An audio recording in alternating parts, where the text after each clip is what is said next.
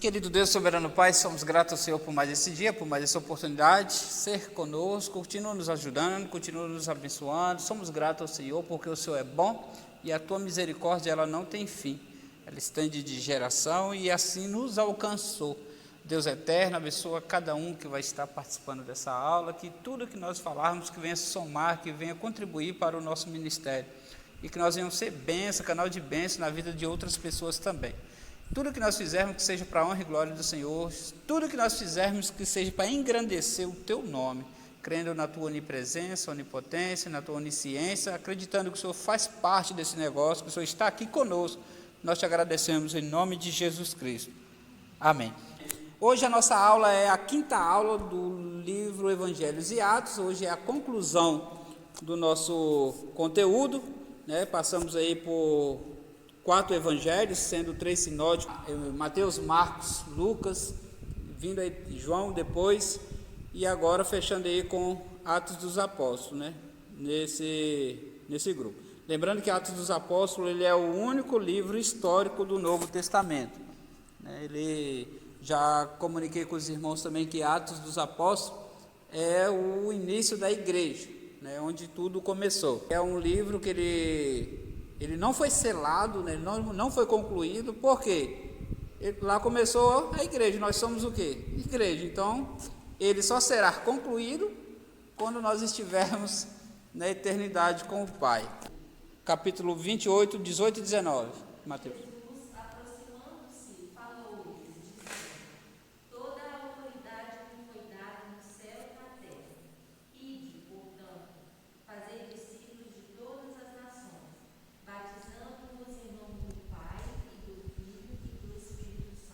Então, aí nós vemos aí uma ordem do Senhor para as nossas vidas, uma ordenança de Jesus Cristo para a vida da igreja, para a vida dos irmãos.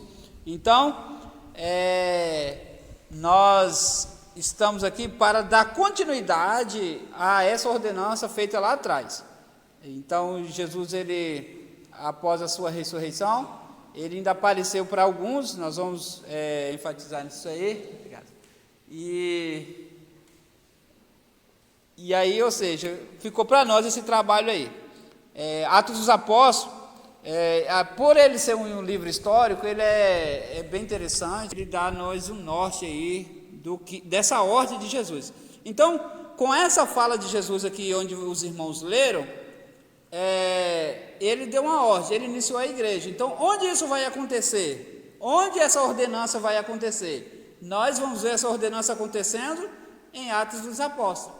Então, vocês podem ver que é ali que nós vamos ver o cumprimento dessa palavra de Jesus. Jesus não mandou ide?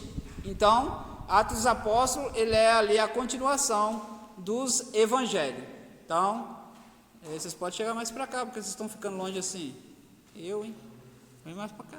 Estou de banco aí. Tem que manter o distanciamento, mas aí também já é demais.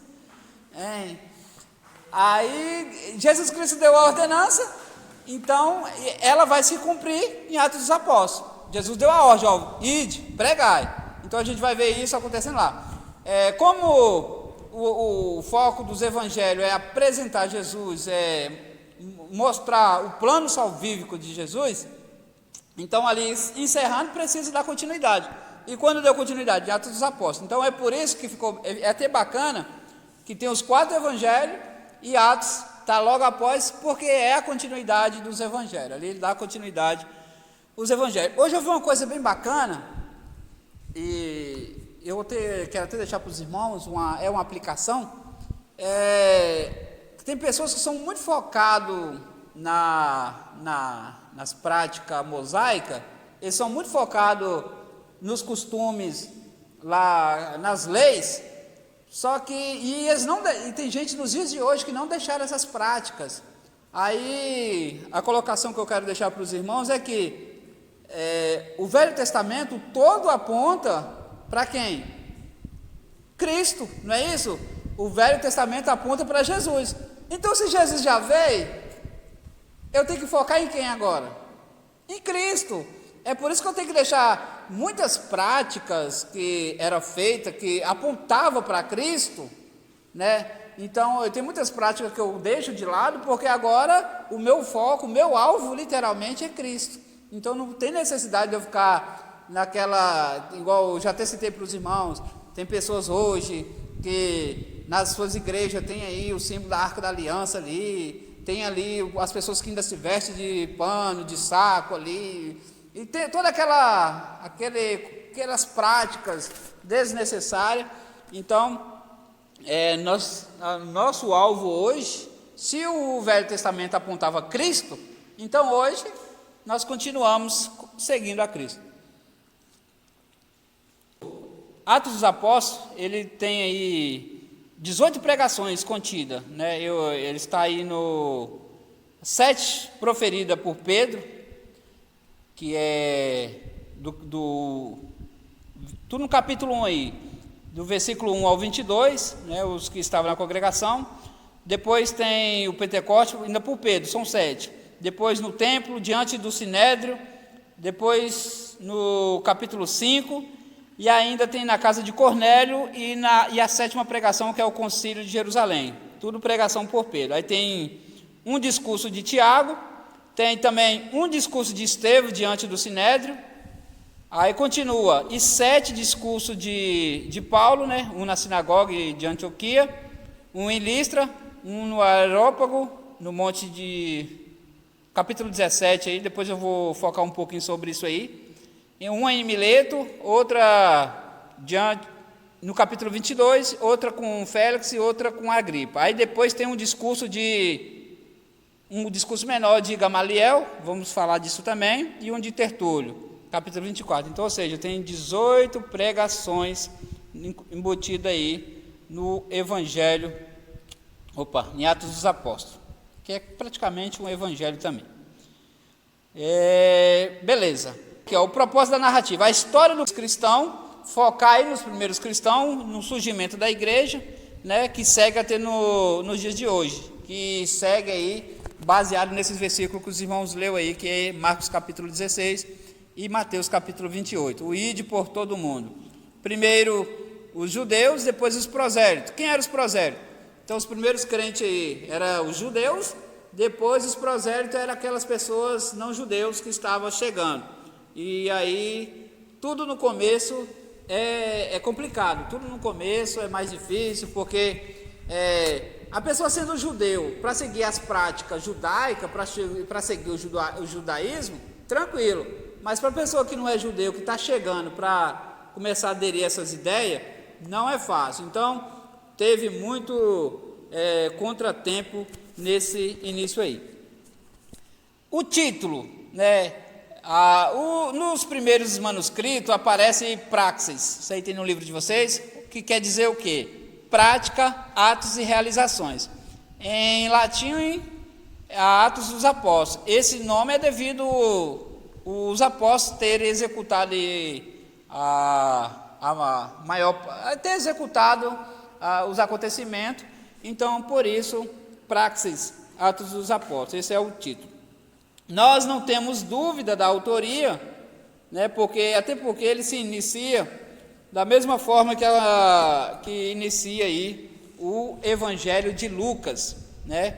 Não tem como nem negar aí a autoria do médico amado, registrado em Colossenses capítulo 4 e 14, né? E o direcionamento, que é o mesmo de Lucas, que é o excelentíssimo, o caro Teófilo. As antigas tradições confirmam isso. Eusébio, ao redor do ano 330 depois de Cristo, em Histórias Eclesiásticas, ele diz que Lucas deixou 2 livros inspirados, né, que é o Evangelho e o outro é Atos dos Apóstolos. Então, nós aprendemos que não tem nos Evangelhos registro dos seus escritores afirmando, eu, fulano, eu, Marcos, eu, Lucas, escrevendo, mas como a nossa crença na Bíblia como inerrante, infalível, palavra de Deus, é baseada na avaliação também dos apóstolos, então naquele tempo lá eles avaliaram, então nós temos total certeza, nós estamos convictos de que foi Lucas que escreveu Atos dos Apóstolos. Deixa eu ver o que mais que eu falo aqui para vocês na introdução aqui.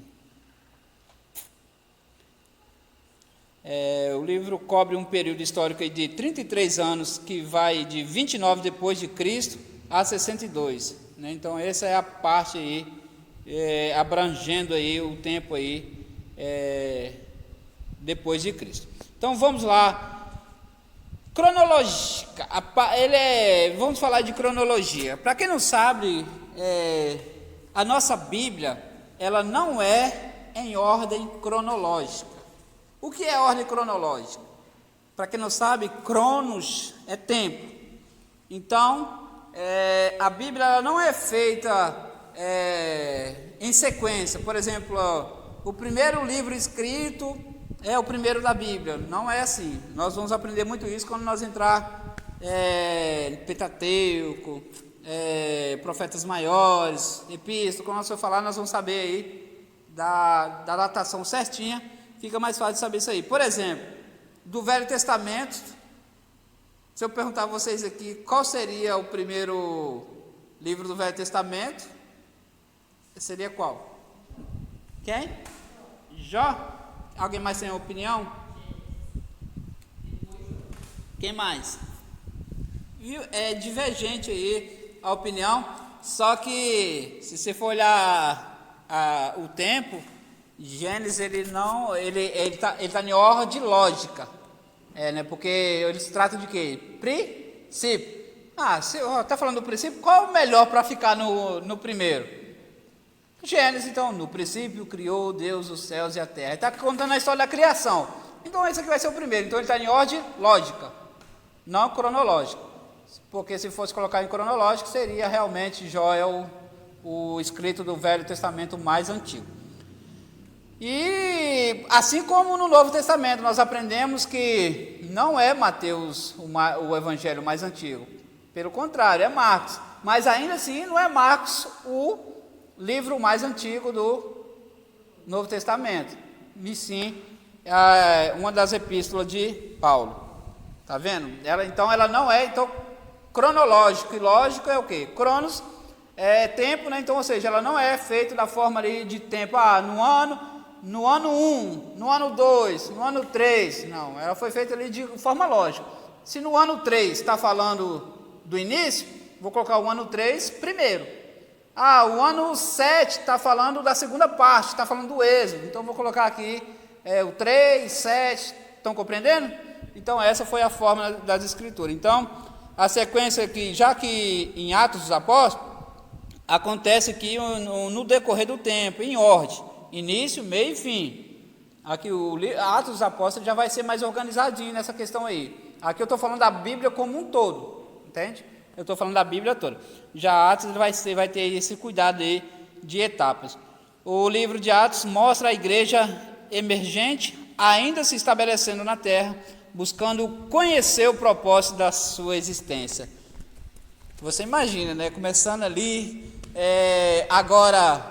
É evidente que o Espírito Santo vai atuar, mas ali o Espírito Santo é uma presença, não é aquela coisa de Jesus Cristo ali falando, ó Pedro, o Espírito Santo comunicava com ele, sim, mas não tem aquela presença física mais, que era a presença de Jesus Cristo. Então, aí tem aí as suas dificuldades, mas nós sabemos que onde Deus está presente, as coisas se organizam, as coisas ficam fáceis. A primeira parte aí que vai do capítulo 1 ao capítulo 12. Então, a parte introdutória, né, que é do capítulo 1 ao 5, para quem por que está sendo escrito e qual a finalidade. Do capítulo 1 ao capítulo 5, está desenrolando essa questão aí. Para quem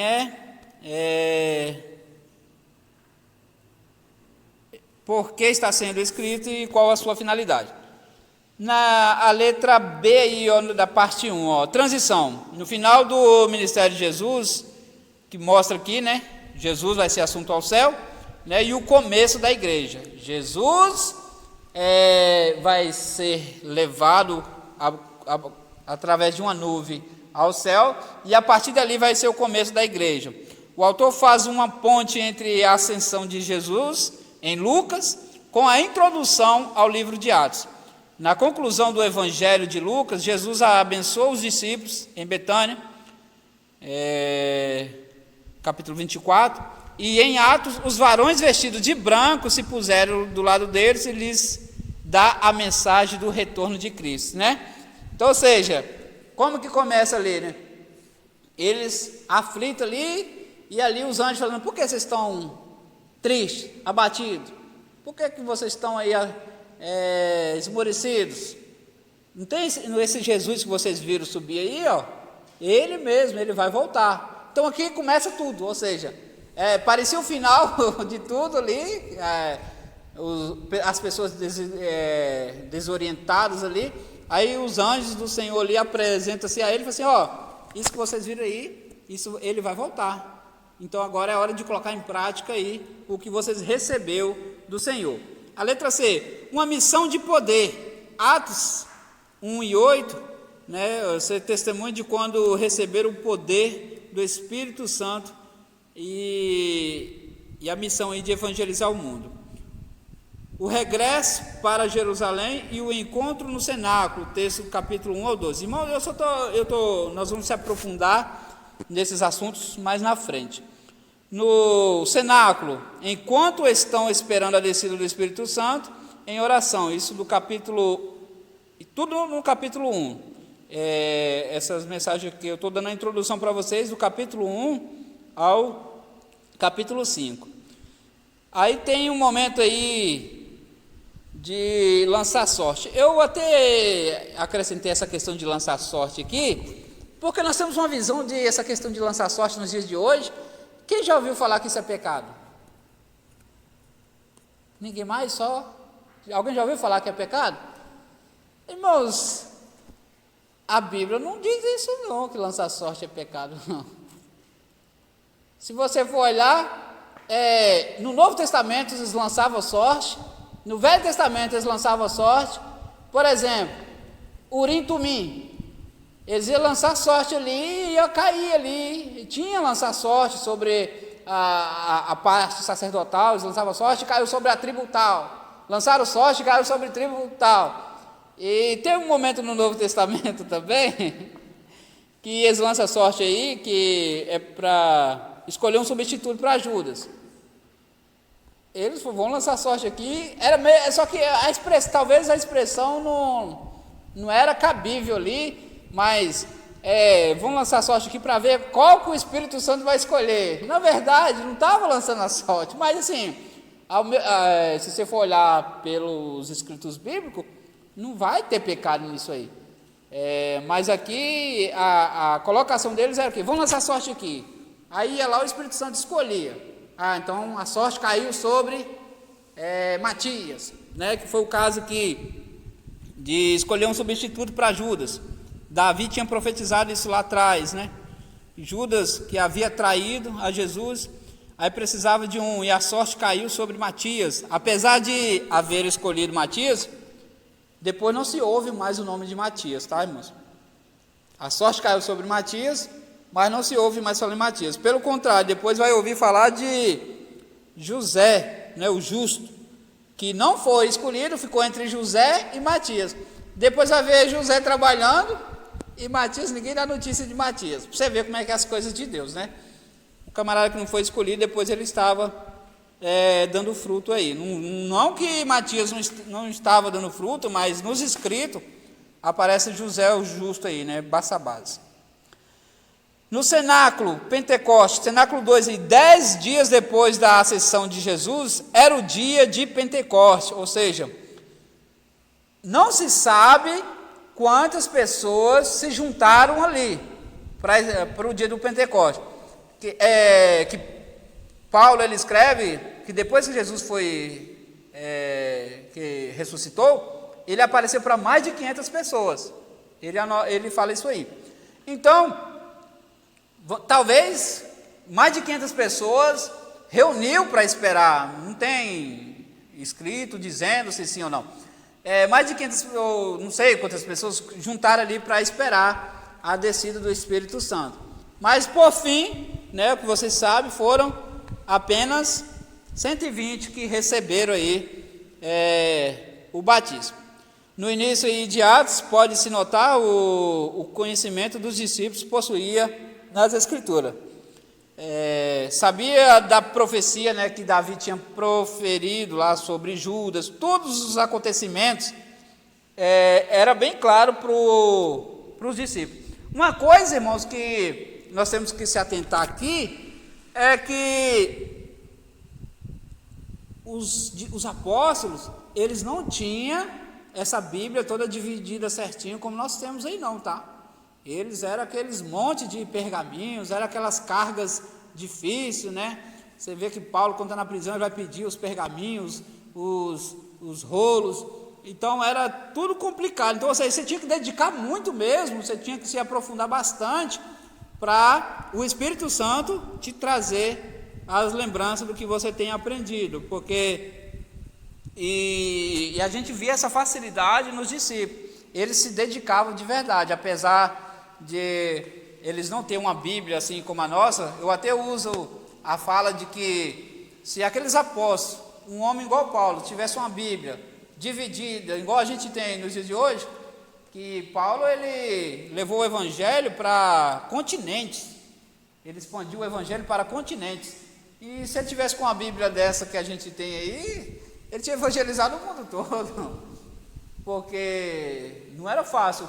E detalhe, com as perseguições,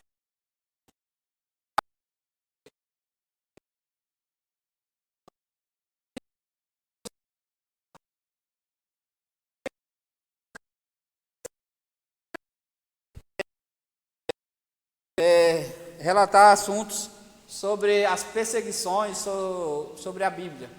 E até nos dias de hoje, nós vemos em países comunistas aí, que eles tentam acabar com a Bíblia. Eles não aceitam, tem países aí que não aceitam a Bíblia. Embora a Bíblia seja um best-seller,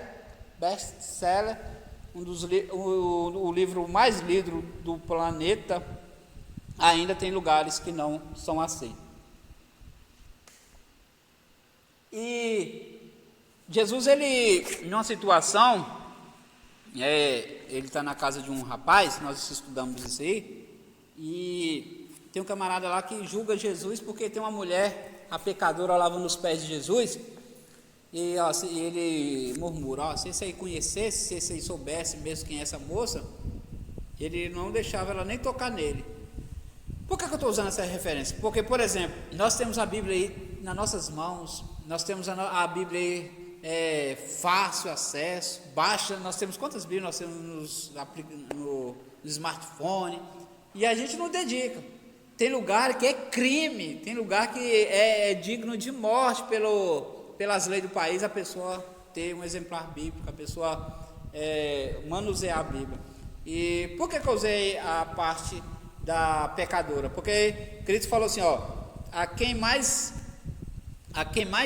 pecou, mais será perdoado. Então, ou seja, tem pessoas que têm tanta necessidade de Cristo, que dedicam tanto a Cristo, e aquelas que tá mais próximo de Cristo às vezes, não valorizam tanto que aquelas outras querem chegar, outras pessoas querem se aproximar de Cristo, e às vezes não têm as condições. E aí quando elas chegam, elas se entregam totalmente, enquanto as pessoas estão do lado de Jesus, está ali próximo a pessoas que enviadas por Jesus e não dedicam. Tem lugares aí que as pessoas precisam decorar a Bíblia, porque se pegar com uma folha da Bíblia é condenado. Então nós temos que valorizar mais esse material que nós temos, que é a palavra de Deus. As Escrituras não tinham divisão, como eu falei para os irmãos, de versículos como hoje. Era chamado também, eles estavam aguardando os 120, né? Falei para os irmãos que Paulo diz que Jesus foi visto por mais de 500 pessoas, e eles estavam aí aguardando o Pentecoste. Isso aqui é bem interessante, irmãos, para quem não sabe, a descida do Espírito Santo ali, ela não se chama Pentecoste, né? A descida do Espírito Santo ali, o Pentecoste ele já existe desde lá de Moisés. Então, ou seja, Pentecoste era a festa de 50 dias. Ou seja, associou porque ali aconteceu um grande feito. E uma coisa interessante que a gente vai aprender aqui hoje é que essa descida do Espírito Santo ela foi muito estratégica. Então essa festa de Pentecoste ela aconteceu aí numa festa que acontecia aí depois da festa de Páscoa, né, dos pães ázimos, a festa das primícias, aí acontecia aí o Pentecoste. Tão importante para o judeu o Pentecoste, que você pode ver que no ministério de Paulo, ele faz, lá em Atos dos Apóstolos, ele vai fazer questão de participar dessas festas. Havia gente de todos os países civilizados, na época, que geralmente vinha para Jerusalém para participar da Páscoa. Ou seja, o nascimento de Cristo, ele foi na plenitude dos tempos. Nós aprendemos isso aí, que foi o momento exato que ele nasceu, era a hora certa, tipo assim, ali era o divisor, onde ele nasceu. O Pentecoste também. O Pentecoste aconteceu, ou seja, Jesus ele veio, mais ou menos assim, não que eu vou aqui conjecturar, é mais ou menos assim. Jesus Cristo estava no seu ministério terreno, e aí ele viu que estava perto do Pentecoste, vamos dizer, não, falou assim, Jesus, o que ele faz? Não, vou adiantar aqui então, porque o Consolador ele tem que vir. E tem um horário melhor do que no Pentecoste, onde vem pessoas de todos os países?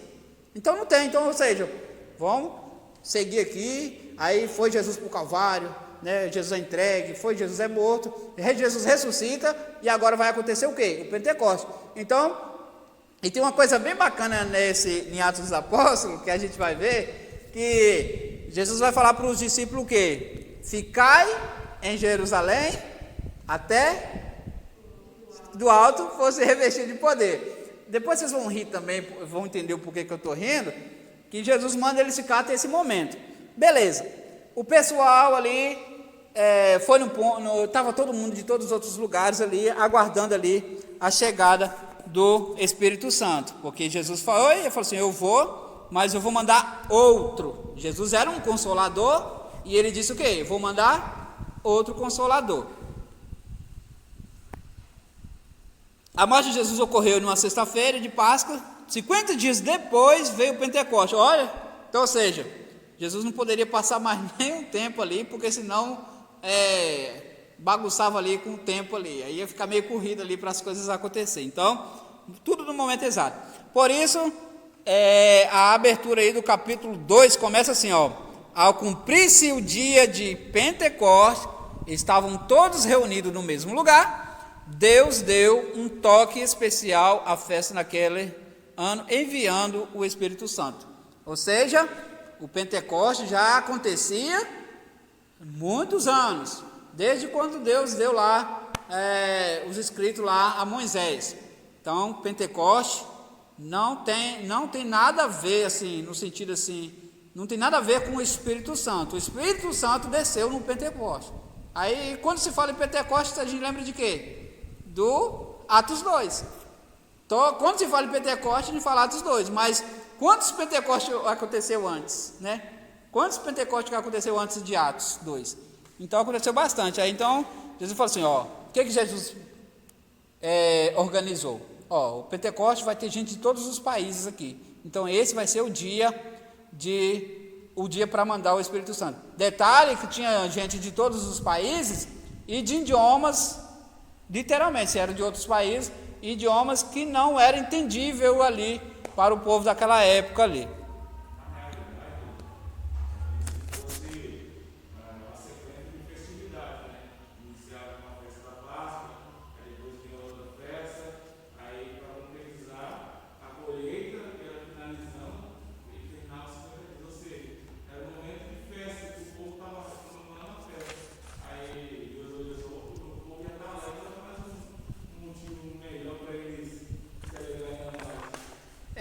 Tipo assim, o Pentecoste era basicamente não, o Pentecoste era aquela festa assim, era a melhor. Assim, tem as outras festas, tem a festa da Páscoa, que foi o livramento, que Moisés fala assim, ó, isso aqui, vocês vão festejar o resto da vida, isso aqui. E aí, vou falar aqui, ó, essa aqui é essa daqui é a festa onde todo mundo tá presente. Todo mundo vem porque é os primeiros frutos, é os primeiros grãos que era colhido para, né, apresentar a Deus.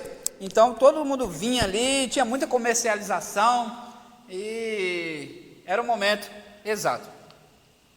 Eu estou com uma folha aqui, eu vou dar, nota o nome de vocês aí, eu tenho uma outra folha, depois eu passo ali, completo, por favor, tá bom? No número 1 aí, na verdade, depois eu coloco na ordem cronológica, na ordem alfabética.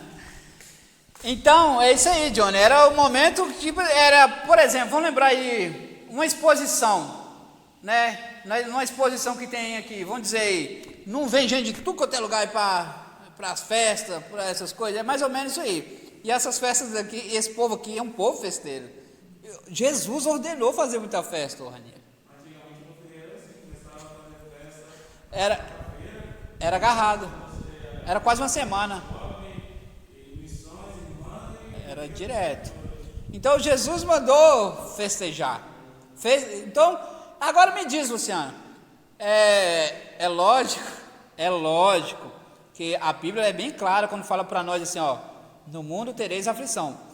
Mas se Deus ordenou tanta festa, então é para nós viver o quê? Festejando, é para nós viver alegre. Deus não quer ninguém jogado pelos cantos. E aí aquilo que nós já falamos aqui sobre a fisionomia de Jesus, se ele ordenava tanta festa, ele ia ser uma pessoa mal-humorada. Ele era festeiro, né? Tinha que ser festeiro, mas ele tinha um protocolo ali para ser seguido. Então as festas a Bíblia manda inculcar, isso aqui ó, é para vocês praticar e constantemente. Então ali o Pentecoste ali foi, né, o momento exato ali onde encontrou todo mundo ali para receber ali o Espírito Santo, 120 ali. Deus escolheu um dia estratégico para enviar o Espírito Santo, G. Os judeus e os prosélitos vindos de todo o mundo estavam em Jerusalém e a descida do Espírito Santo se desse em num dia que não fosse o Pentecostes, talvez não alcançaria tanta gente, né? Mas aí como se deu no Pentecostes, multidões enchiam as ruas de Jerusalém. Um bom número de irmãos perseverou, né? Veio do céu um som como de um vento impetuoso. Veio o que do céu, irmãos? Um som. Que isso fiquei aqui, que os irmãos já sabem disso, mas não veio vento nenhum. Era um som como de um vento, né? Veemente, ou seja, impetuoso, ou seja, um som violento de um vento. Como você está na sua casa, parece que está tudo sendo destruído aí fora. Você só grita o quê? Misericórdia. Mas ali não tinha vento, só tinha o som.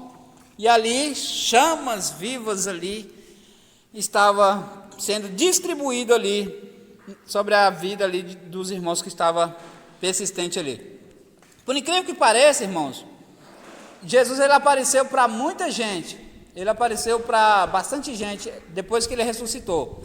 Eu já falei para os irmãos aqui também que os irmãos de Jesus se converteram depois da sua ressurreição. Aí não tem quem não se converte, né, irmão Márcio?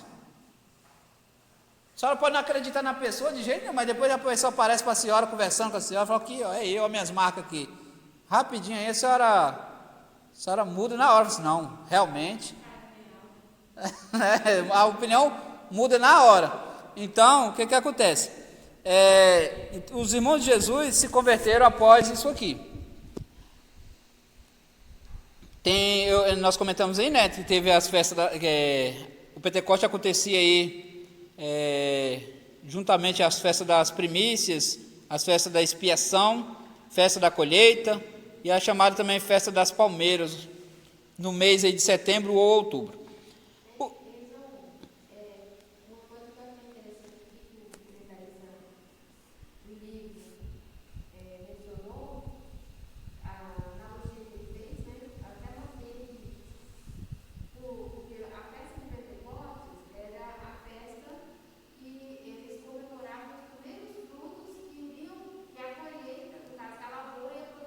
Sim. Ali já era uma oferta aos outros, Oferta. eles não queriam produzir.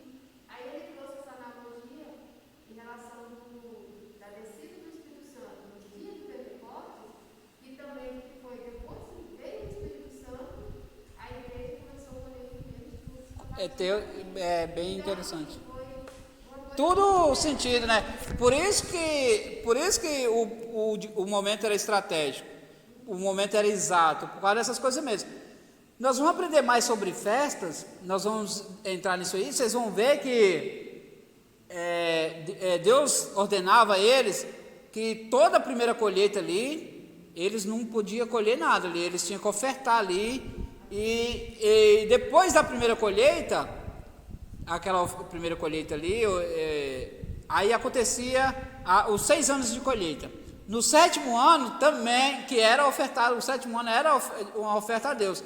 Eles não podiam colocar a mão em nada. Aí tipo assim, minha plantação ficava abandonada. Eu não podia fazer nada. Só que a colheita, a 6ª colheita, produzia por uns 3 anos. Então, ou seja, naquele ano ali, não podia, tinha que deixar, nós vamos aprender sobre isso aí também. Então, é muito interessante o cuidado que Deus tinha, que Deus tem, até nas coisas. A gente vê muito isso lá em Jacó, a história de Jacó e Labão. Jacó colocava os gravetos lá, nasciam, os rebanhos nasciam dos gravetos que ele colocava lá. Aí o pessoal olha isso, quem olha, quem não crê, não conhece Deus, pensa até que é história, mas tudo cooperava para o bem, tudo cooperava a favor dos que serviam a Deus. Então essa questão das festas, elas eram muito sérias, e hoje, ainda hoje, tem judeu que leva muito a sério essa questão das festas, porque é muito visível o agir de Deus nesse trabalho aí. O discurso ou o esclarecimento de Pedro na letra o ponto estratégico. Aí a letra H aí, ó. O discurso ou esclarecimento de Pedro, né? Na 3ª hora do dia de Pedro, isso. Houve aí 9 horas da manhã. Pedro respondeu com uma exposição bíblica histórica, convincente, e esclareceu a descida do Espírito Santo, a morte e a ressurreição de Jesus. Quando o pessoal julgaram lá que o pessoal estava bêbado, e aí Pedro vai desenrolar ali uma pregação parecida com a pregação que nós vamos falar um pouquinho mais na frente de Estevão. Ele vai contar ali, vai resumir ali o Velho Testamento ali, volto a dizer para vocês, eles não tinham a Bíblia como nós temos.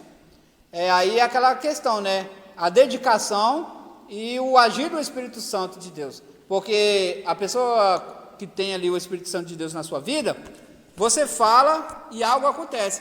Tanto que no final dessa pregação aqui foram o quê? Quase 3.000 almas que se rendeu. Aí você vê uma igreja que está iniciando, lembrando que não era só judeus, né? Era pessoa de países vizinhos também.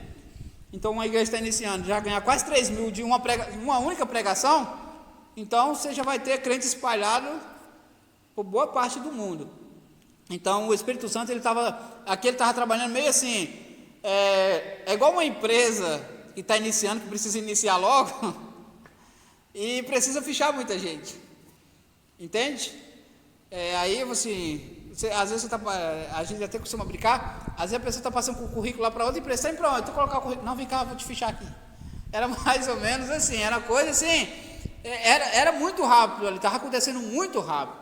Tanto que a pregação aí, as pregações deles, era muita gente que se convertia, era muito convincente para uma coisa nova, porque aqui eles estão saindo aqui literalmente aqui de seguir a risca ali, entre aspas, a lei, para agora viver a graça. Então era uma coisa, estava sendo uma mudança muito radical. Oi? Não é o ditado popular aí, né? Desceu agora, quentinho aqui. Não, e outra coisa que a gente percebe também é que isso prova que o único que consegue convencer o outro do pecado é a pessoa. E a gente às vezes fica quebrando a cabeça com isso, assim. A gente fica aí, ó. Nossa, quem que eu vou falar? Ele falou a primeira vez, convenceu 3.000, mas não foi ele, foi o Espírito Santo. Pois foi a primeira pregação dele aqui, para um público grande. Então, ou seja, e aí isso que você falou aí é bem interessante, porque a gente fica muito com essa questão. O que eu vou falar? Irmãos, é assim, você tem que dedicar, você tem que estudar, mas foca ali onde se apresenta Jesus. Fala de Jesus. Tem um escritor, uma vez ele pastor José Serafim, ele é escritor, pregador. Uma vez ele até falou na nossa sede aqui. Eu tenho uns livros dele bem bacanas sobre Apocalipse. Aí ele fala que num dos seus, ele comenta, ele estava falando que uma vez tinha uma mulher, não sei se foi ele, eu acredito que era ele que estava falando, que Deus mandou ele pregar para uma mulher, e a única coisa que ele falou para a mulher foi o endereço de uma igreja. Ele chegou para a mulher, não sei se foi ele me conta, mas acredito que era ele mesmo. A pessoa que contou foi ele. Agora, se aconteceu com ele, eu não sei. Que ele chegou para a mulher era até dona de um prostíbulo. E ele falou assim, rua tal, endereço tal, número tal. Foi embora.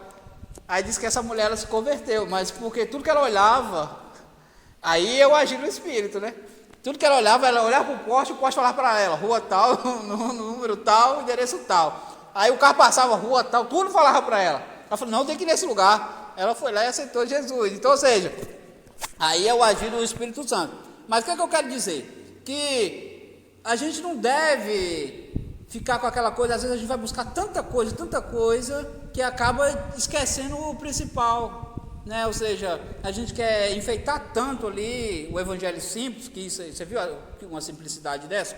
Evangelho simples? Então, por isso que eu não conformo, não entra na minha mente, no culto evangelístico eu vim pregar avivamento.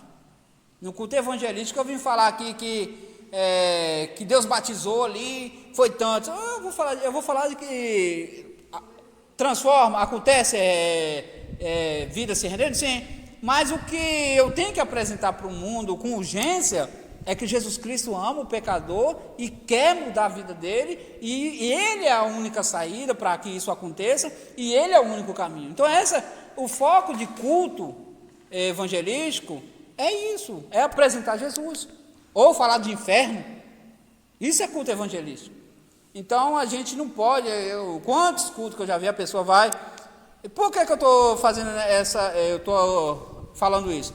Porque um culto aqui avivalístico vai ser, nossa, que benção, vai, mas a pessoa que veio para ouvir, que não tem conhecimento disso, o que aquela irmã está falando aí, estava falando inglês ali, não sei, não curti muito não o culto, ou não é assim?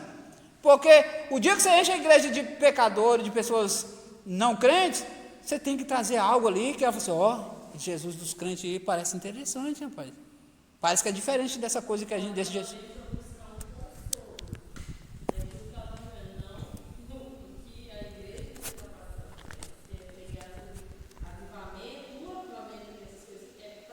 Igreja, os irmãos, possa ser que aconteça, possa, porque isso é por causa de misericórdia, mas aí falta sabedoria de quem está transmitindo, porque a palavra ela não volta vazia, mas eu como, por exemplo, como líder de uma igreja, o responsável da igreja, sei que é um culto evangelístico, se eu sei que o irmão ali, o irmão Saulo, ele é pentecostal, assim, hoje eu vou deixar o Saulo pregar, não, hoje eu mesmo vou pregar, porque eu vou falar mais sobre arrependimento. Então, coloca o Saulo para pregar aqui, aí os irmãos começam a pular e se alegar, e o camarada que está ali não entende nada. Lembrando que eu não estou pregando contra isso, irmão, eu estou falando que tem um momento disso, né, dessa alegria.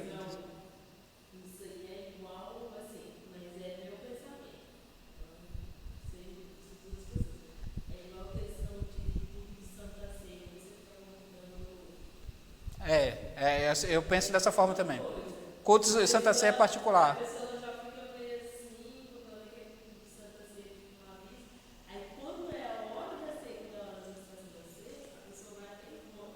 Então, é um culto que eu não recomendo convidar ninguém também. Culto de ceia. É igual eu estou falando para os irmãos. Deus tem suas maneiras de trabalhar. Possa ser que a pessoa seja convertida no culto. E Moishi, possa, lógico, pode, porque Deus está presente também. Só que aí, igual a visão da Raniele, é que é uma coisa mais família ali, é uma coisa mais assim, para nós, assim. É igual, não sei quem conseguiu pegar lá no passado, os cultos de doutrina. os cultos que era de porta fechada, que era, hoje é só para crente, não pode. Quem já participou? Quem já participou disso aí? Todo mundo já ia porque sabia que o café ia ser mais amargo, não era? É uma coisa mais, um café mais.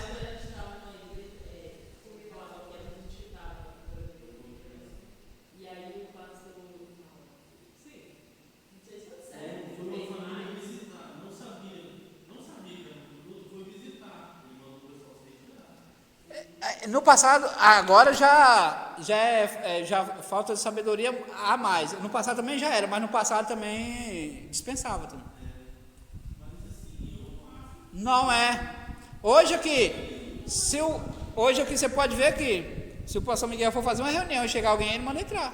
Entra para cá, rapaz. Então as pessoas, hoje a mentalidade é outra. Mas aí você perde, às vezes ali, a pessoa se sente excluída, então falta. Então, aí o que acontece? Um camarada sábio, ele faz o quê? Entra, aí tem muita coisa que ele ia tratar, ele não deixa de tratar, mas ele ganha, então falta de sabedoria. O nome disso é só falta de sabedoria, porque nós não podemos hoje dispensar ninguém, porque talvez é aquele dia que aquela alma precisa ouvir uma palavra. Então a gente tem que tomar muito cuidado com isso aí. No passado acontecia isso muito. Pra você ter uma ideia, a pessoa parece que eu sou velho, mas é que eu escuto. No passado, uma pessoa disciplinada, teve uma época da igreja que a pessoa não podia nem entrar na igreja. A pessoa assistia o culto lá de fora. E não podia faltar não, tá? Se faltasse, estendia a disciplina. Então era meio que... E aí que acontece? Parecia que a palavra nem ia sair. E aí nesse tempo aí, os milagres eram mais visíveis, as coisas eram mais... Então, ou seja, a pessoa tinha mais temor. A sabedoria chegou, mas aí a pessoa acabou deixando o importante também de lado, o Espírito Santo, a essência. Então, o pessoal tinha muito temor nesse tempo aí. Mas escuto quando falava assim que era reunião, tinha uns irmãos já vinham só para saber da vida alheia. Será que é quem que vai disciplinar? Era terrível. Continuando, línguas estranhas. Essas línguas estranhas aqui, esse termo línguas estranhas aqui, geralmente era estranha para quem estava falando, né? Como se tratando aqui do Pentecoste, tinha muita gente de outros países que ouvia as pessoas falando na sua mesma língua. Falei, mas como é que pode? Essa pessoa aí é um judeu e está falando aí no meu idioma. Então, acontecia muito isso aqui também. A expressão aí idiomática, né? Eu já vi casos de convenção nesse sentido. Eu já vi um caso, né, no princípio da igreja, no Brasil mesmo, que tinha uma mulher que ela trabalhava para uma família de judeus, e aí um dia o Espírito Santo tomou ela, e ela falou em hebraico, e aquela família se converteu porque sabia que aquela mulher não tinha conhecimento de hebraico, e através do que ela falou, ela mesma não tinha noção do que ela estava falando, mas os ouvintes ali compreendeu tudo que ela estava falando, ou seja, ela fez uma pregação em hebraico, e aquele camarada reconheceu que Jesus era Deus, que Jesus era o Senhor, e se converteu. Existe aí também esse falar em línguas, que é aquele momento também que tem aquele falar em línguas que a pessoa fala e outro interpreta. No passado tinha bastante isso, hoje a gente já não vê isso aí com frequência, mas existe dessa forma também. Falar em língua, os que falam em línguas falavam da grandeza de Deus, é lógico, falar em língua é engrandecer a Deus. É tanto, irmãos, essa questão aqui do falar em línguas, porque eu tenho que tomar cuidado com isso, porque tem pessoas que às vezes está falando em língua, mas você vê ali que ele quer mais enfeitar o que ele está pregando ou o que está fazendo. Por quê? O que fala em línguas, o que Paulo alerta? Que edifica, o que fala em língua, ele edifica a si mesmo. Ou seja, quem está ouvindo não é edificado em nada. Se não é algo para transmitir para o irmão, se não é algo... Então não está sendo edificado em nada. Então eu tenho que tomar esses cuidados. Se não vai estar edificando, então eu aplico ali o que vai edificar. Mas a língua ali, não que não é para falar, mas ali a pessoa está edificando só a si próprio, e não o seu ouvinte. E outras, Aí o que acontece? É por isso que Paulo alertou. É assim, se eu não estou, por exemplo, se eu sou pregador, e eu falo 2 palavras que você entende, o resto eu fico falando em língua. Eu estou fazendo errado. Porque o que você veio para ouvir, e aí você não está ouvindo nada. Ou seja, você escuta, mas não ouve, mas não escuta. Então, tem que ter esse cuidado. Nós vamos aprender muito isso, sabe onde? Hermenêutica e homilética. Pensa num conteúdo que vai formar aqui pregadores. Vocês vão ver. Hermenêutica e homilética é puxado porque parece mais um LPL, né? Quase um português lá. Tem esses jargões que a pessoa tem. Glória a Deus, aleluia. Meus irmãos, e aleluia, glória a Deus, não sei o que, essas coisas. Tudo a gente aprende. Não, respira, coloca um glória a Deus lá no meio. Né? Porque às vezes a pessoa fica, aleluia, e não sei o que, não sei o que, glória a Deus. Isso é.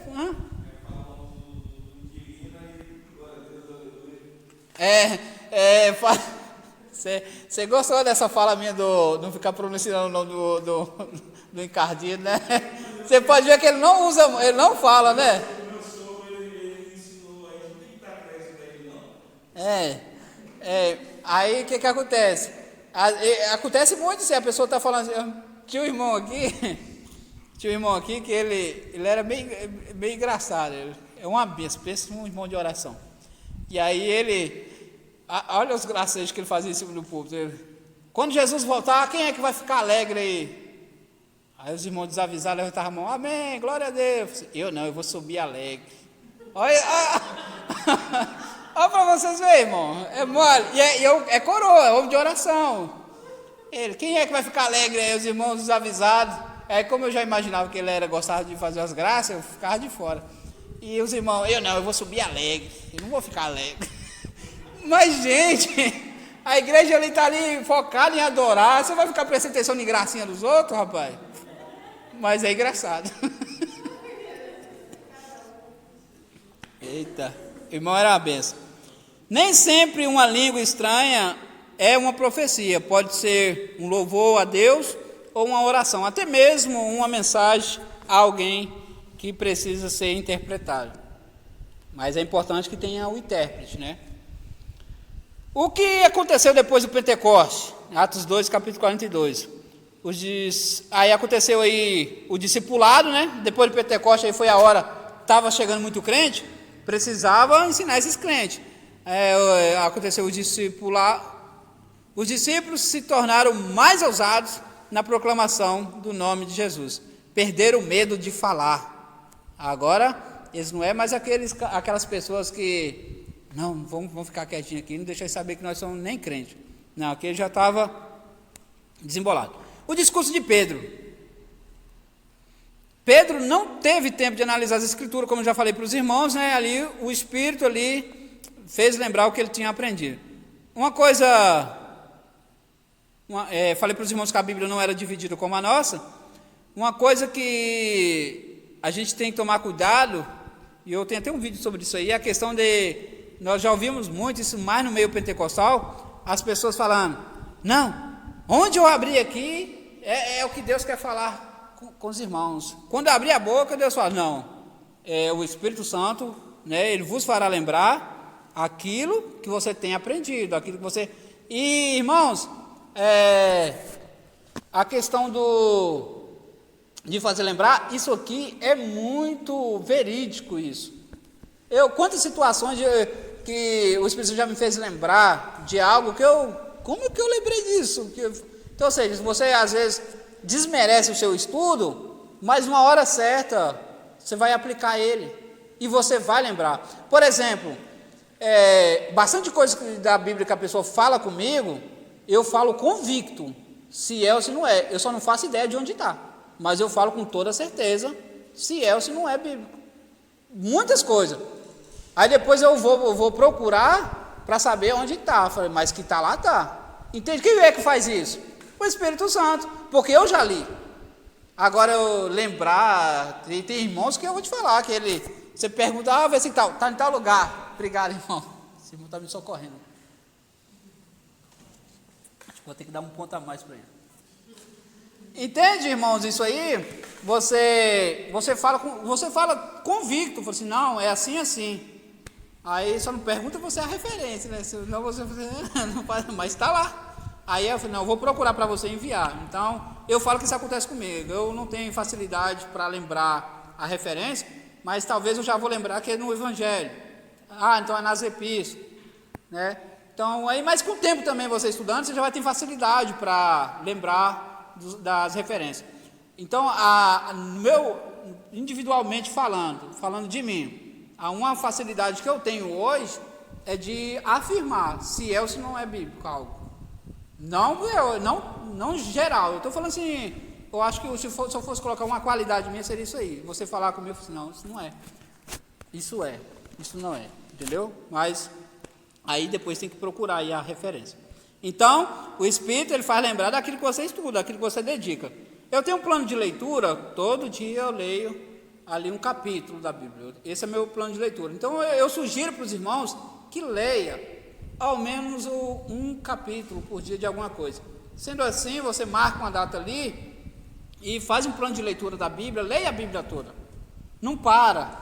E fazendo isso, você vai ver o quanto que vai somar na sua vida. Isso que é importante.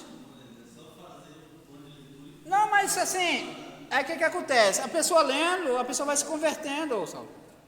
A pessoa lendo vai se convertendo. Parece que quer falar alguma coisa para alguém, mas tá bom. Vou continuar.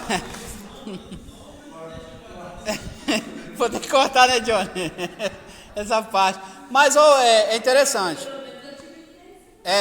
Mas você que estuda a Bíblia, todo estudante, não só estudante, mas eu, independente se eu estiver lendo ou não, ou lecionando ou não, eu todo dia. Então, agora eu estou lendo as cartas a Romanos.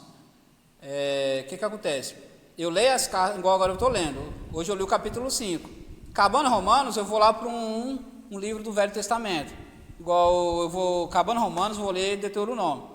Acabando Deuteronômio, eu vim para Coríntios. 1 Coríntios. Acabando 1 Coríntios, já vou lá para Josué. Aí eu leio um cá e vou oscilando. Aí acabando, eu volto tudo de novo. Então, aí o que acontece?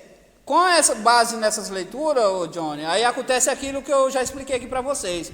Às vezes alguém comenta algo com você que foi o que você leu. Aí alguém vê você falando e fala assim, nossa, mas você entende? Falo, não é que eu entendo, é porque hoje eu li. Então, essa é interessante. Por isso que é interessante você dedicar um tempo para a leitura, para a palavra de Deus. Aí nós vimos ali a história de Pedro, ali cheio de Deus ali pregando. O falar em línguas era só para aqueles dias. Aí ainda teve gente nos dias de hoje, né? Não, tem outro aqui, ouvimos os pentecostais aí, né? Lembrando que ou seja, não é só abrir a boca aqui, não é só abrir a Bíblia aqui para que Deus vai falar, não. É você ter algo para passar. O falar em línguas era só para aqueles dias? Pedro responde, pois para vós e para os vossos filhos, e para todos aqueles que ainda estão longe, e a todos aqueles que o quanto o Senhor chamar. Lembrando que nós estamos falando de uma igreja que está iniciando. Então, ou seja, se o falar em línguas tinha acabado de aparecer, como que vai ficar naqueles dias? Entende essa colocação que eu estou fazendo? A igreja acabou de surgir. E junto com a igreja surgiu o quê? As línguas. Então, como é que é só para aqueles dias? Entende que não faz sentido? Ou seja, aí Pedro vai falar no 39 aí, capítulo 2 e versículo 39.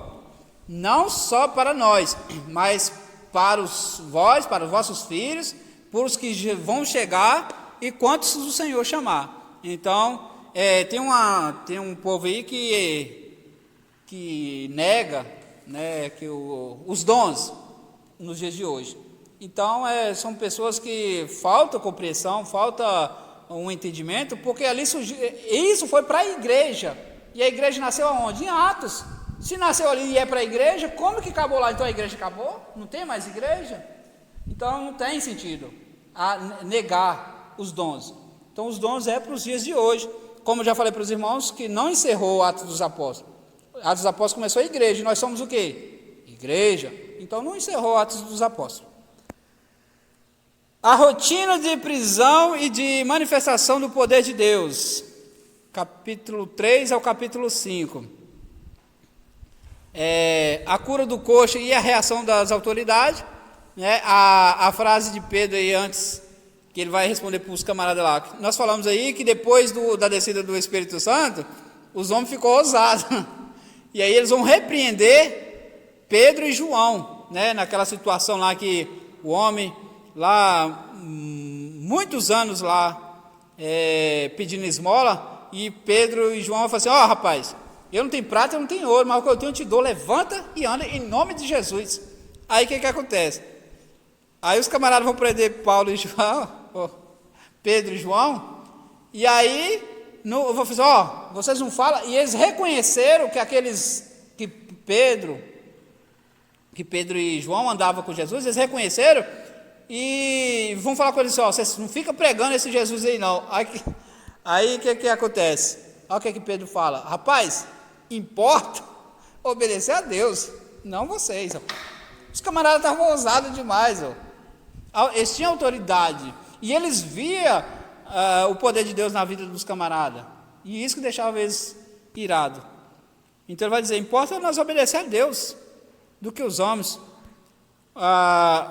Um corte nas relações com as autoridades, os milagres sempre estiveram presentes na vida da igreja. Aí tem a parte aí no capítulo 5 aí, Gamaliel, que aparece aí, né, nesse momento aí que eles estão perseguindo aí esses homens. Aí Gamaliel fala, rapaz, não quer deparar vocês contendendo com Deus? Lembra aí, lembra de Teudas, lembra de Judas, pessoas que levantaram aí? Então, ou seja, deixa esses homens aí. Se não é de Deus, não vai prevalecer, mas se é, aí eles ouviram ali Gamaliel, né? Depois Paulo também faz uma referência de Gamaliel aí, né? Que ele cresceu aí aos pés de Gamaliel. Vamos lá. A resposta de João e Pedro às autoridades que os prenderam. O tribunal religioso foi convocado para julgar os apóstolos e perguntaram com que poder, em que nome eles fizeram isso. Isso aqui que eu acho legal, porque Pedro ele fala desse jeito assim, com que autoridade, com que poder? Jesus, o Nazareno lá que vocês mataram, moço?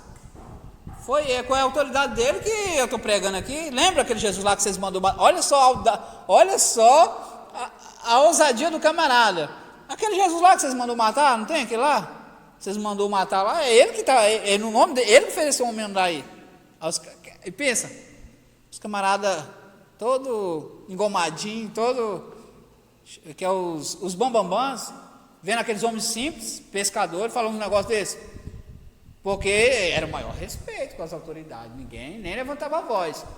E teve até um momento que Paulo ele vai se levantar lá com a autoridade lá, ele vai dar uma resposta lá, e o camarada vai falar assim, rapaz, é assim que você fala com um homem de Deus, uma autoridade? Eu falei, não sabia que ele era o sumo sacerdote, essas coisas assim. Então, ele fala, foi Jesus Nazareno que vocês crucificaram, é preciso estar cheio de Deus, né, para ter essa ousadia, cheio do Espírito Santo, para confrontar o sistema religioso e político. A resposta de Pedro foi objetiva. As autoridades reconheceram que Pedro e João estiveram com Jesus e decidiram entre si que nada poderia fazer a não ser ameaçá-los. Aquelas autoridades conheciam o coxo, né, que havia mais de 40 anos que havia em que esperava um milagre ali, né, que vivia ali naquela situação.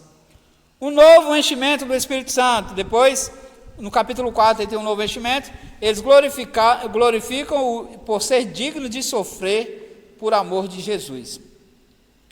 O texto 2, 42 a 47, tem uma continuidade do capítulo 4 e 32. O aluno deve ter percebido que os primeiros 12 discípulos não estão em ordem de acontecimento, ou seja, lógica e cronológica. Eu expliquei isso aqui lá no início. 5. Divisão dos bens. Isso aqui é um momento que vocês conhecem muito bem, no capítulo... Atingindo o capítulo 5 aí, né? A oferta de Barnabé. Barnabé era conhecido como José, depois teve seu nome mudado, né, para Barnabé. E depois os apóstolos até deram a igreja para ele tomar conta, né? Tornaria um grande apóstolo da igreja.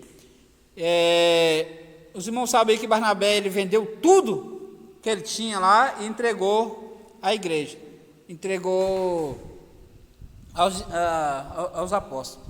Lembrando que essa atitude de Barnabé aqui, ela aconteceu porque o chamado que Deus tinha na vida de Barnabé incentivou ele, motivou ele a fazer essas coisas. Assim, eu não vou ser fixo mais no lugar, eu vou desfazer disso aqui. E ele era um homem rico, ele era um homem de bens. Nós podemos ver que no livro de Marcos, ele era parente da mãe de Marcos, ele era tio de Marcos. E o que dá a entender é que a mãe de Marcos era uma mulher bem sucedida. E Barnabé também era bem sucedido. Aí você imagina, todo mundo só falando de Barnabé, por exemplo. Barnabé vendeu tudo, Barnabé não sei o quê, onde vai estar falando de Barnabé? Aí talvez Ananias já não estava aguentando mais isso. Aí Ananias disse, vamos Safira, vamos vender também aí e vamos dar uma parte. Aí os irmãos sabem muito bem que a questão de Safira e Ananias não tem nada a ver com quantidade, e sim com o papelão que eles fizeram, que era mentir ao Espírito Santo, né? Vocês viram lá que a Ananias apareceu, acharam legal a atitude de Barnabé, falaram assim, vamos fazer também. E aí chegaram ali, e vamos vender a propriedade por tanto, vamos falar que vendeu por tanto. Chegou lá, mentiu ao Espírito Santo, aí depois aparece Safira. Safira, por quanto vocês venderam? E ela afirma a mentira, isso aí que dá, né? Compactuar com coisa errada. Então, Safira foi a mulher que ficou viúva em pouco tempo, depois morreu, e por mentir ao Espírito Santo. Não tem nada a ver aqui com quantidade de doação. A terra era deles, ou a fazenda que eles venderam era deles, eles davam se quisessem, e ainda assim eles continuariam servindo a Deus e seria aceito por Deus sem problema nenhum. O problema é que no começo estava tudo acontecendo e o Espírito Santo não aceitava, não que ele aceita hoje, mas ele não podia aceitar pessoas mentir para aquele chamado, porque ali era o início, ali as pessoas tinham que ver que o negócio era sério. Aí você fala assim, como assim no início não aceitava? Não, porque como eu disse já para os irmãos, nós estamos vivendo a graça, estamos. Hoje Deus mata, fulmina na hora? Não, mas está sendo anotado, está sendo jogado no cálice da ira. Então uma hora a conta chega, isso é inevitável. Estevão desafia as autoridades, a perseguição aí acontece, né? O que acontece ali? As viúvas dos gregos reclamavam que estavam sendo esquecidas, né, das contribuições diárias, dos alimentos, e aí foi preciso aí levantar, né, com multidões para pastorear, era necessário aí levantar diáconos ou diaconisas, né, ou pessoas para cuidar dessas viúvas gregas. Então, um desses homens aí era Estevão, cuja história se dá na continuação do capítulo 6 e 7. Então, nós sabemos aí que Estevão foi o primeiro mártir, né? O primeiro da igreja a ser martirizado.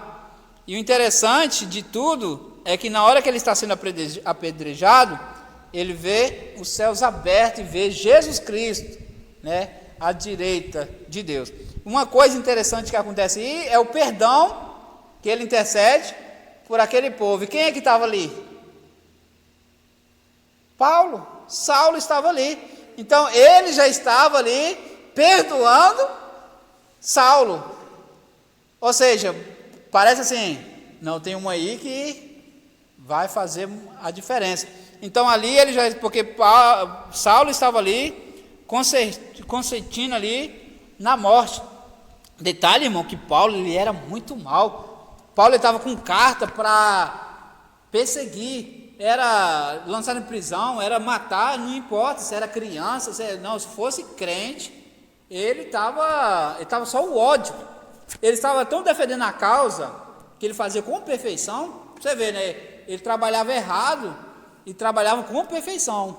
Ele é igual esses radicais nos dias de hoje. Você não vê que tem pessoas radicais aí que quer fulminar em nome de Alá, até mais ou menos assim. E assim tem radicais também no meio cristão. Em tudo quanto é lugar tem radical, né? Tem pessoas assim que não entendem a essência do que está seguindo ali, e aí acaba sendo radical. Aí Paulo, ele era desse modelo, ele destruía lares, ele jogava na prisão, se for preciso ele matava. E aí Estevão ali na hora, ó, pai, não imputa, não considere o pecado desses homens.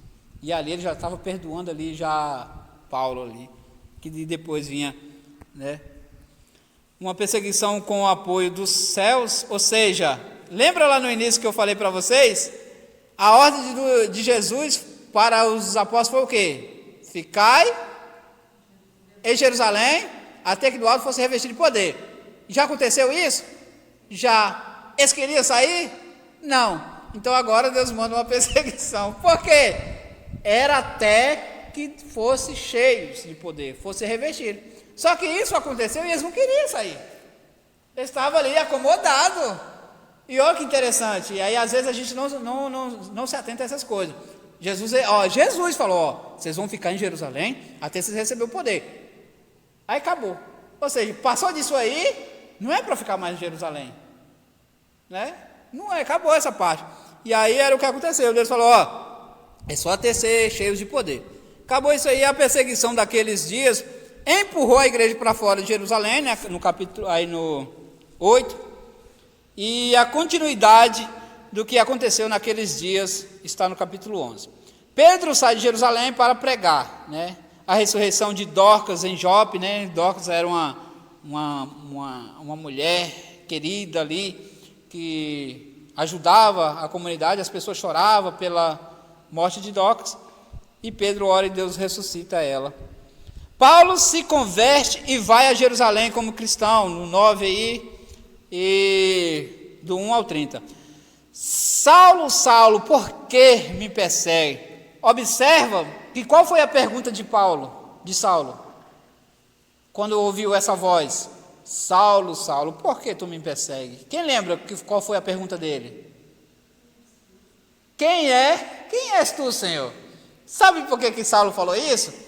Porque aqui Saulo, lá em João capítulo 10, em versículo 27, diz assim, ó, as minhas ovelhas ouvem a minha voz e conhecem. E aqui, ele não era uma ovelha. Por isso que ele não conhecia essa voz. Porque qualquer um que ouve a voz de Deus, que serve, conhece a voz de Deus. Quem serve a Deus conhece. E depois você pode ver que Paulo fica perito nisso. É tanto que nós vamos ver no decorrer aqui, que uma mulher vai elogiar ele, sai dela, Satanás. A mulher estava falando bem dele. Nossa, que verdadeiramente o homem de Deus. Sai dela, Satanás. Mas aqui Paulo fala o quê? Senhor, Saulo, Senhor, quem és tu? Eu sou Jesus que você está perseguindo, rapaz. Aí, viu? Por isso que o apostolado de Paulo é aceito, porque para ser apóstolo tinha que ter vivido com Jesus e chamado por Jesus. E Paulo literalmente foi chamado por Jesus. Ninguém pregou para Paulo, irmãos. Olha que coisa, olha que... Né? Então, mas vai que o cara pega na situação, ele aí todo arrebentado lá, fala assim, eu vou falar de Jesus para você. Aí depois ele recuperasse e continuasse mal. Poderia ter acontecido. Mas aí, é por isso que eu digo, tem pessoas, nós somos agraciados, mas tem pessoas que é demais, irmão. Sabe por quê? É igual eu uso o termo, tem pessoa que está lá no mundo servindo Satanás, depois dá uma doença grave nele, sei lá, dá um câncer, não sei o quê, aceita Jesus, morre e vai para o céu. Então, é o que eu estou dizendo, está entendendo? A pessoa está lá servindo Satanás, ela só aceitou porque deu aquela doença grave, mas, ou seja, é mais ou menos assim, eu não vou deixar você se perder não, vem cá, aí ela vai e aceita. Mais ou menos isso que aconteceu com Paulo. Paulo não tinha como, ninguém ia ganhar Paulo para Jesus. Paulo não ouvia ninguém, ele levava muito a sério o trabalho dele, para ele era seguir as leis lá e acabou. Paulo estava condenado aqui. Só que aí ele ouve uma voz que grita: Saulo, Saulo. Aí o camarada cai, murcha a orelha e acabou. Quem vai contender quando Deus fala? Eu sou Jesus. Olha, é muito forte isso, irmão. Se nós se aprofundar nisso aqui, isso é muito forte, porque o camarada aqui estava só o sangue nos olhos. Estava só a ira aqui, irmãos. Igual, eu acho que eu já ouvi casos assim, pessoas tentando martirizar a pessoa nos dias de hoje, de converter por ver Deus agindo no meio de pessoas assim. Vamos lá. Então, aí, o que aconteceu? No caminho para Damasco, né, ele se converteu, né, aí onde as pessoas falam que ele caiu, não sei de quê, mas do transporte que ele estava indo, não sei se era cavalo, se era camelo, o que ele estava montado ali, né? Ele caiu por terra, você estava a pé, mas caiu por terra. E aí Deus enviou Ananias. Esse Ananias aqui não é o que já morreu não, tá? É outro Ananias. Deus enviou Ananias para instruir Paulo ali, e foi quem batizou, né? No versículo 18 você vai ver isso aí. Barnabé levou Paulo ao encontro dos apóstolos, que certamente estava escondido com medo da perseguição. Agora que Barnabé já entra em cena, Ananias, talvez aí no entendimento aí com Barnabé, fala: o que, Barnabé? Tem esse camarada aqui, ele aceitou Jesus, pode levar ele, você não vai matar, não vai perseguir mais não, agora ele vai ser perseguido. Mudou radical, né? Pensa, uma pessoa ali que era respeitado pelas autoridades por ser um perseguidor, agora tinha que viver como um fugitivo, né? Segunda parte, né? Nessa segunda parte aqui agora, é uma parte que ela vai do 13 ao 15, e ela foca mais ela tem mais o Paulo aqui como um protagonista, assim, já não é mais aquela Paulo, Pedro, os apóstolos, aqui já é mais Paulo, né? A partir do capítulo 13, os relatos relacionam com a obra missionária entre os gentios. Esses últimos 16 capítulos mostram o evangelho sendo levado em toda a terra. Aí o Espírito Santo no controle, né, da obra missionária. Depois que Barnabé trouxe Paulo para Antioquia, os discípulos foram apelidados aí a primeira vez aí conhecido antes como o caminho, né, os da seita, os nazarenos, conhecido também apenas como os discípulos. E em Antioquia exerceram tanta influência que receberam o apelido de cristianos ou pequenos Cristo, pequenos também ungidos. Então eles foi quando receberam os apelidos de crente. Capítulo 3 abre com uma nova página da história, a igreja mostrando o ministério de Barnabé e Saulo, acompanhado de João Marcos. Lembrando que vai acontecer aqui, nós aprendemos isso, né, lá no livro de Marcos, nós aprendemos dos evangelhos, lá estudando os evangelhos, nós aprendemos aqui que houve uma contenda entre eles, né, e eles precisou ser separado, né.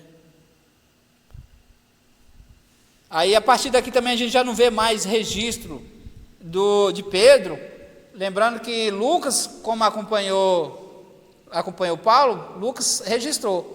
Então, talvez precisou de um Lucas lá para registrar os acontecimentos na vida de Pedro lá, nesse meio tempo, porque aqui separaram, aqui foca mais em Paulo agora. Então, talvez aí, tanta coisa que a gente poderia ter aprendido, mas não teve quem anotasse ali os acontecimentos ali na história de Pedro, nesse meio tempo, né? Talvez aí nos livros apócrifos, que tem livros apócrifos que somam, que vai tratar de histórias, que faz muito sentido, que às vezes soma bastante nesses tempos assim que não aparecem os apóstolos. Depois tem aí o primeiro concílio, né, no capítulo 15, a questão aí da circuncisão, onde aí eles estão brigando, aqui, os apóstolos aqui estão brigando, tem que ter a circuncisão e não sei o que, porque como eu falei no início da aula, para eles que eram judeus, era tranquilo essa questão da circuncisão, mas para os gentios, prosélitos, as pessoas que estavam chegando, não era. E Paulo e Barnabé, eles vão bater de frente, não, esse negócio de circuncisão, para com isso. Até porque, se fosse prevalecer essa questão da circuncisão, hoje, antes de a gente abrir uma igreja no lugar, primeiro a gente tinha que ser formado em medicina. A gente tinha que se formar, construir uma clínica, para depois circuncidar o povo. Mas graças a Deus que o Espírito Santo não deixou essas coisas acontecer, porque já é complicado hoje, do jeito que é, ainda mais se fosse inventar essas modas.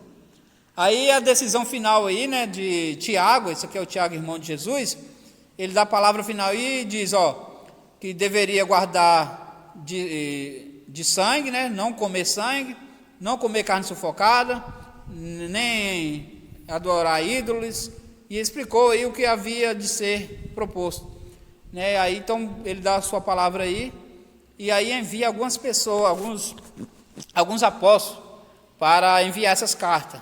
Ele dá a última palavra aí, que não precisa circuncidar, eles chegaram a um concílio, chegaram a uma conclusão que não precisa, e aí manda alguns para distribuir essas cartas. E nessa viagem aí estava José, né, que lá no concílio lá para escolher um substituto de Judas, ele não foi escolhido, e está aqui ele e Silas, né, para levar essas cartas, enquanto Matias, nunca mais ouvi falar dele. O Espírito Santo decidiu que a circuncisão não seria mais necessária, então aí, mas ainda essa conversa vai dar muita dor de cabeça para Paulo mais na frente. A primeira contenda apostólica, o Espírito havia unido Barnabé e Paulo, e o temperamento deles se separou. Isso foi uma grande confusão. A partir daí a história de Atos segue em frente, apenas tendo Paulo como protagonista. Nós aprendemos essa questão aqui sobre essa divisão deles aqui. Nós comentamos que agora, ao invés de ser uma equipe, agora eram duas, né? Que era Paulo e Silas e Barnabé e João Marcos. Então, querendo ou não, essa contenda, ela foi útil, né? E lembrando que essa viagem de Barnabé com João Marcos foi o que tornou ele um camarada útil, que depois vai escrever o Evangelho. Então, ou seja, Barnabé vai discipular João Marcos. Então, ou seja, João Marcos ficou bom, que Paulo reconhece isso, fala assim, manda também João Marcos. Ele vai chegar a essa conclusão, por quê? Porque João Marcos era um jovem, era um adolescente, era um jovem, e foi discipulado por Barnabé. Então, ou seja, Barnabé não desistiu de João Marcos, e olha o quanto que João Marcos contribuiu para nossas vidas no dia de hoje. A terceira parte, né, e é do livro de Atos, que vai do 16 a 18. Essa terceira parte do estudo não trata de assuntos doutrinários e relata as 2 viagens missionárias de Paulo. Fez a companhia de sua equipe ministerial. O Espírito Santo no controle da obra missionária com Paulo. Aí tem aí, né, o que aconteceu aí, né? Paulo encontrou um jovem Timóteo e levou ele em suas viagens. Depois a visão em Trode, que um homem aparece para Paulo e fala, passa a Macedônia, e ele entendeu que era Deus falando com ele. A conversão de Lídia em Filipos, aí surge também a primeira igreja na Europa, né, em Filipos. A libertação da jovem adivinhadora, né, aquela que eu comentei com vocês, que via Paulo e Silas passando e falava, realmente vai 2 homens de Deus. E aqui, Paulo já conhece a voz, né, e Paulo vai e fala, sai dela, Satanás, e a mulher é liberta. Paulo e Silas é preso, né, que vocês conhecem muito bem, e a conversão do carcereiro, que tudo dá conta, tudo isso acontece porque ele expulsa um demônio da vida da adivinhadora. Aí ele é preso com Silas e Paulo e o seu discurso intelectual em Atenas, irmãos, ao Deus desconhecido. Vocês já viram isso aí, né? Eu tenho até um vídeo sobre isso aí, não vou focar nisso aqui, mas eu mando lá o link, é bem explicativo sobre o Deus desconhecido. Paulo falando sobre isso aí, que conta-se que na cidade de Atenas, não vou contar, só vou abreviar, tinha tantos deuses, tantas imagens, e que era mais fácil encontrar imagens, esculturas do que um homem na cidade de Atenas. E nisso Paulo vai ver ali um altar ao Deus desconhecido. Eu vou mandar lá, vocês olham, comenta lá o que vocês acharam.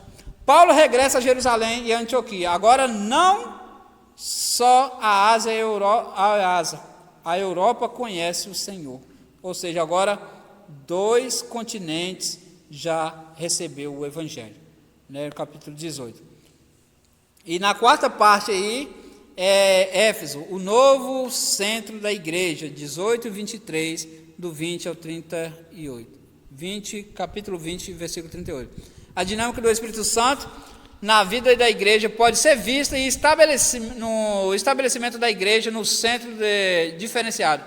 Primeiramente em Jerusalém, depois Antioquia, depois Éfeso, né, onde já estava chegando aí, tudo através de Paulo.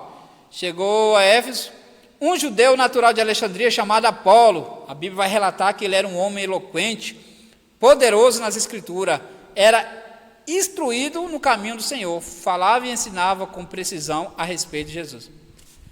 Conhecendo apenas o batismo de João, e precisava experimentar o batismo e o enchimento do Espírito Santo. Vocês podem ver que tem uma discussão nas cartas, que depois uns vai dizer lá, nas cartas de Paulo, que um era de Apolo, que outros era de Paulo, que outro era de Jesus, porque Apolo era um homem eloquente, era um homem que sábio nas palavras. E aí aparecem os 12 que são batizados, e nisso recebe, por imposição de mão também de Paulo, recebe o Espírito Santo. Nisso estava aí Apolo, que foi cheio do Espírito Santo também. Lembrando aí que os batismos, né, nós lemos no início da aula, tudo era feito no nome do Pai, do Filho e do Espírito Santo, só que aqui em Atos dos Apóstolos,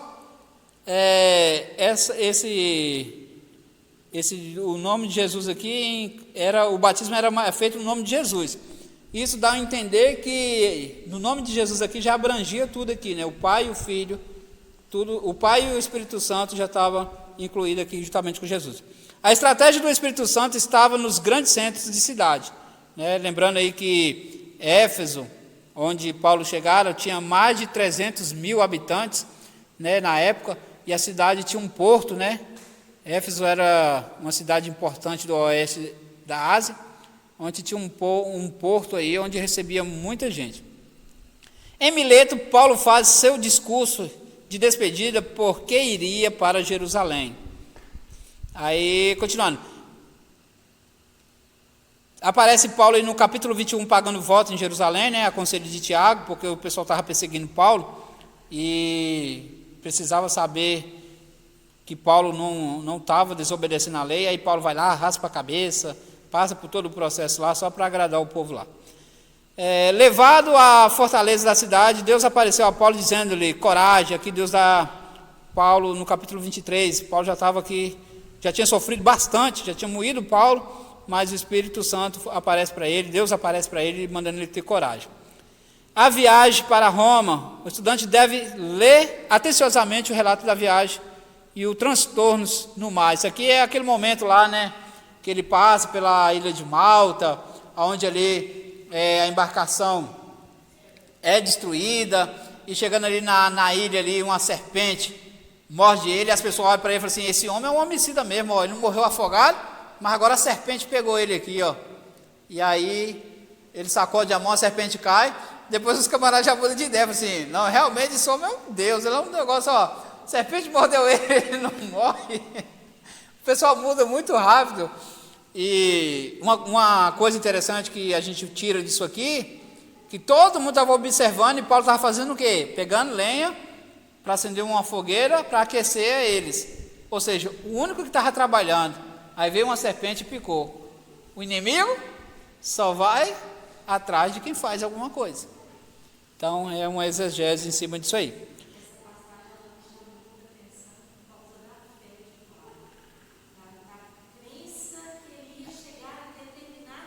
Eu tinha certeza, né?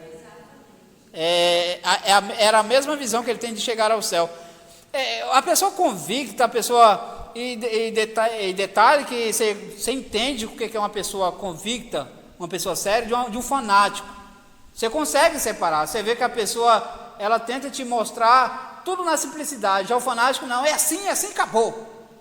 Não, e Paulo fala assim, é porque aqui porque esse lado aí, ó o que vai ter aí, ó isso. Aí a pessoa conseguia enxergar assim, realmente vai ter. Então, a gente via que não tinha fanatismo nenhum. Era tudo ali, o firme fundamento. Era a certeza do que não se vê, mas a certeza que está lá e vai chegar. Então, essa fé aí, é bem interessante que ele nada tirava da mente dele. Por isso que ele fala, né, que não tem adversidade, não tem perseguição, não tem profundeza, não tem nada que separa, não tem nada que nos separa. Olha só, é bem isso aí que a senhora falou. Não tem nada que nos separe do amor de Cristo. Ele podia estar na pior situação. Não, isso não, a tristeza, o sofrimento, não, isso não me separa não do amor de quem está em Cristo Jesus. É muito forte isso aí. Aí, chegando à conclusão, tudo indica que depois de 2 anos, Paulo residindo em Roma, numa casa alugada, recebendo os judeus em sua casa, o capítulo 28, Paulo foi julgado e solto. Certamente que Lucas não acompanhou nessa possível 4ª viagem, por isso os acontecimentos não foram registrados no livro de Atos. Depois de uma 4ª viagem missionária, Paulo foi preso, novamente julgado e condenado em Roma. Nessa ocasião, ele escreveu as cartas pastorais a Timóteo, Tito e Filemão. Pregadores e comentaristas costumam afirmar que a história de Atos dos Apóstolos continua a ser escrita até nos dias de hoje. Ou seja, vocês não têm dúvida que isso é uma verdade, que o livro de Atos continua nos dias de hoje. Então, é o que nós acreditamos também. Acreditamos que o Evangelho de Atos não consumou, não foi concluído, pelo fato que, enquanto existir igreja, Atos dos Apóstolos vai existir. Aí sim, nos nossos dias a gente já pode mudar. Atos do Espírito Santo, né? Que lá por que o nome é Atos dos Apóstolos? Porque realmente era eles que existiam. Hoje, quem atua os apóstolos não existem, mas atua o Espírito Santo nas nossas vidas. Então a gente crê e vive isso aí, que esse Evangelho será concluído na eternidade. Amém? Perguntas, sentimentos, emoções? Então vamos... Perguntas? Não tem? Então vamos para o nosso questionário e que Deus continue nos abençoando. Mais um modo concluído, é o que eu falo para vocês. Devagarzinho vai indo. Agora nós já vamos para o 5º livro, né? 5º livro, gente. Quarto livro. Detalhe que eu tenho alguns livros aqui, mas o meu pedido não chegou ainda. Eu acho que dá para a quantidade de vocês que estão aqui. Aí eu distribuo aqui. Tem um aqui que ele deve valer mais. Por quê? O meu livro é o de baixo. Meu livro é o de baixo, esse daqui, ó. Só que eu não sei, uma temporada, se eu estudei, esse aqui está todo respondido. E tem até outras marcas aqui. Esse aqui deve valer até mais, esse daqui, ó. Esse aqui deve, tem referência, tá? Tem referências, esse aqui deve valer mais, esse daqui. Mas não sei, se alguém quiser, os livros vão chegar, mas se alguém quiser ele, é porque o meu de estudo está aqui. Aí no dia eu não sei o que houve nessa, que eu usei esse. Aí as respostas estão todas aqui, tá? Aí eu vou cobrar um pouquinho, uma brincadeira, eu vou cobrar nada mais. Mas se alguém quiser levar ele assim, porque os outros não chegou, está à disposição. Então vamos questionar.